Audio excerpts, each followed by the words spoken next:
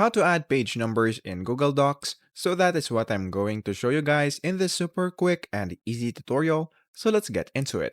So the first thing that we need to do right here is to, of course, open our browser and then go to Google Docs. After that, create a new document. And then in this part, what we're going to do is to just put the content that we want to put.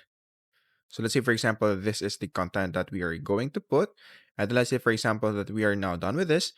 So to add a page number, all you have to do is to just go here on the upper left corner of the screen, and then you will see this insert button. Once you are now here, what we are going to do is to go here on the page elements, and then in this part, you will now be able to see page numbers. So go here on the page numbers, and then click this one right here.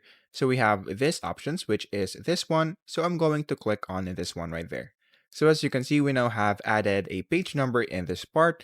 So to edit it, all you have to do is to go back into that part by going here on the insert button once again, and then go here on the page elements, click on page numbers, and then go here on more options. After that, you can now change the position and then of course the numbering in your page. So after that, you can now click apply, and then that should be it. So that is basically it. That is how easy it is. That is how to add page numbers in Google Docs.